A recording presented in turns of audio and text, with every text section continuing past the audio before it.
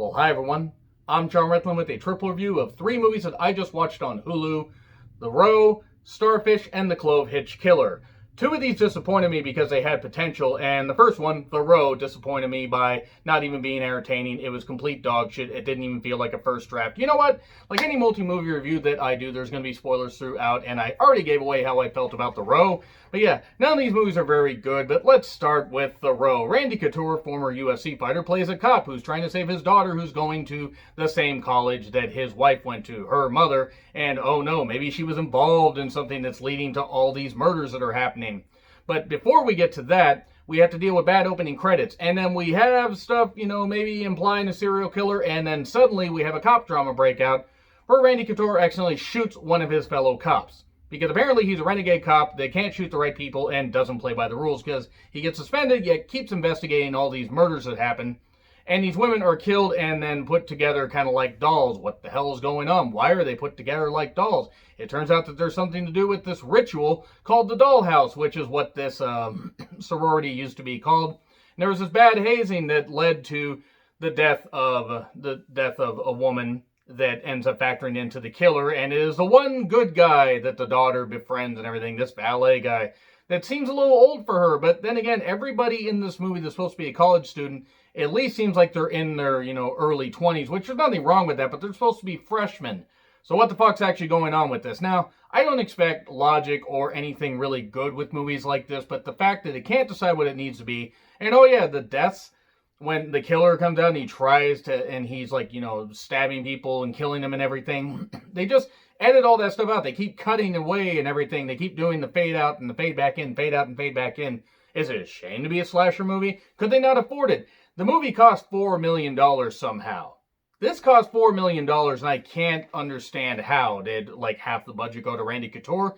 Did maybe the rest of the budget go to the goddamn drinking? Did it go to the weird montages? There were a lot of musical montages and a lot of shit. And oh yeah, by the way, it turns out to be that valet guy that I talked about there. He's the killer because it was his sister that was hazed, and he's been killing everybody. He even killed the girl's mother that he suddenly confesses right at the end, despite the fact that they never alluded to that at all. They're just trying to heap all the stuff at us. And then he gets shot.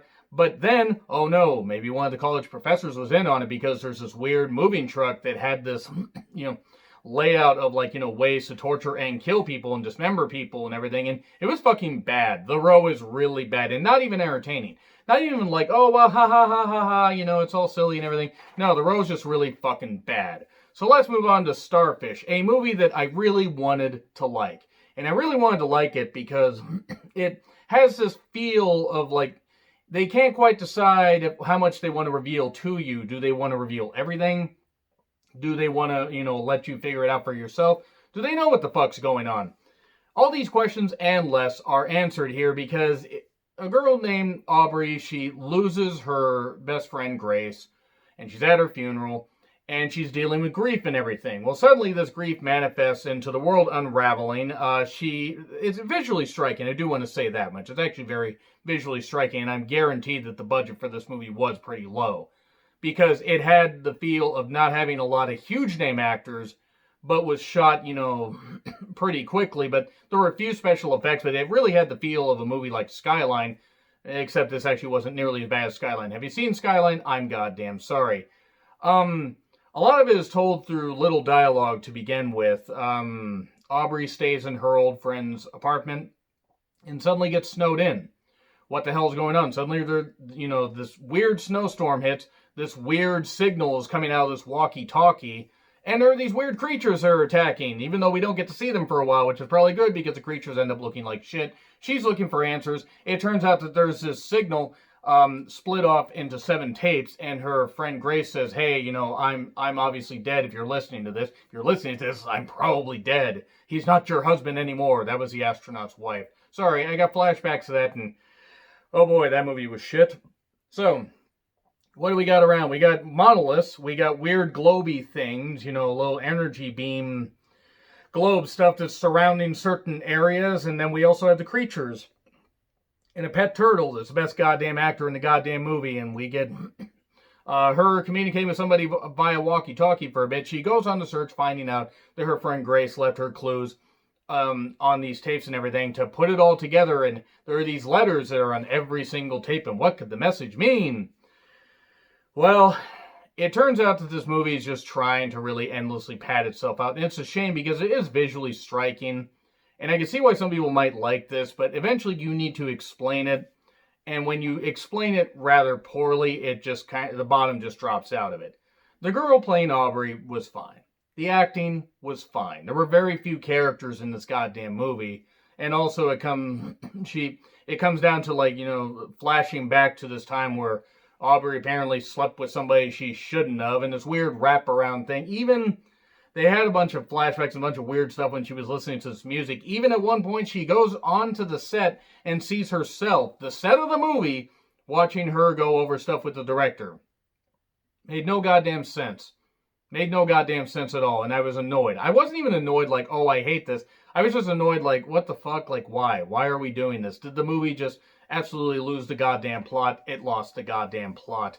Then we get, you know, we get a few more things. She ends up, you know, going to this flashback where she slept with this guy on the beach, but her current self goes and drowns this guy. And then she puts the tapes together to stop, you know, to get the signal to drive the creatures away. Oh no, it turns out that all these tapes were to make the complete signal to bring the creatures here. So who the fuck were the creatures? How the fuck did the creatures come there before? I mean, were they just brought there by, you know, by like GPS? Were they brought there through an app? Were they just always sitting there and they were like, oh, I'm up, I better go attack people? I mean, I guess if this movie wanted to, you know, explain less, it should have been just a little bit better. It just didn't have that feel of paying off properly. Like, you're just left with more, like, what the fuck's going on? Like, why am I watching this? Also, there are large gaps of this movie that if you wanted to skip it, you could skip it and not miss shit. I mean, I didn't do that, but you could have literally done that. Yeah, by the way, The Row gets an F. I didn't grade that. And Starfish gets a D because at least it had some moments of, you know, coolness. But everything dropped where it could have been a B easily, and it dropped down to full grades. I'm still going to give it a D because of the visuals, and the acting isn't all that bad, but it's pretty flimsy plot. Now we go to The Clovehitch Killer. Dylan McDermott is a killer that tries to play it off, you know, that he's not, because 10 years after these killings stopped, he has a family and everything. He has a young daughter. He has his, you know, teenage son. He even has a wife, you know, the mother of the children and everything. And everything's all good. He's a you know, scout leader and all this stuff and everything. And he passes it off on blaming, you know, he blames the uncle that's in a wheelchair that can't even talk for himself and stuff like that. And he is so obviously the motherfucking killer that it's actually frustrating. You can The Eyes of Laura Mars was obvious. It was obvious who the killer was. Other movies, it's obvious who the killer is, and sometimes you can have some fun with that. And if you have some good characters, you actually can make something good out of it. The problem is this didn't make any, you know, good use of trying to, like, dress it up at all. Like, it takes forever for him to take his son out camping and says, well, you know, it actually wasn't me, it was your uncle, because he finds all this evidence, all these driver licenses and all this stuff, and this hidden stuff under the house, in the shed, and then under the house. How did the son never find this? How did nobody ever find this? Did they never have to have a plumber come and look at the, you know, look underneath the house and stuff like that? I know that Dylan McDermott's character was a handyman, so maybe he always fixed it, but what if he needed somebody else, you know, that was more of an expert to fix this stuff?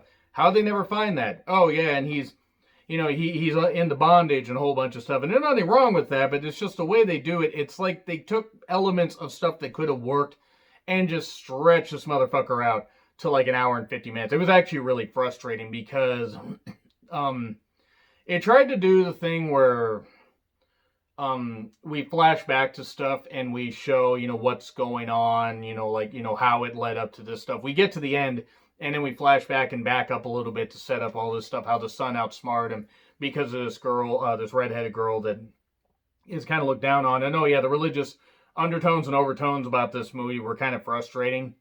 Not that there's anything wrong with having religious overtones and undertones. It was like so obviously like heavy-handed and so generic that it just didn't help. And oh yeah, it's obvious he's the fucking killer. They did nothing to hide it.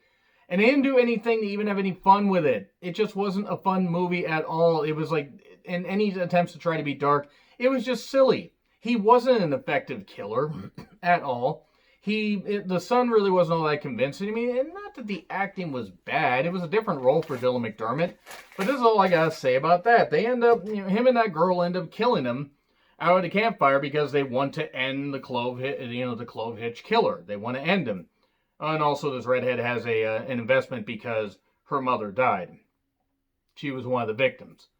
And yet somehow her and this, boy get together and stuff like that, the son of the killer, and even though he destroys some evidence at some point, she's just perfectly okay with it, even though her mother was one of the victims. And whatever, they dispatch the father, and hooray, everything's all whatever. This movie was bad. It was really bad. It gets an F. That's all I gotta say about that. Like, share, subscribe, Twitter handle in the description. I'm John Ritlin. I'll see you soon.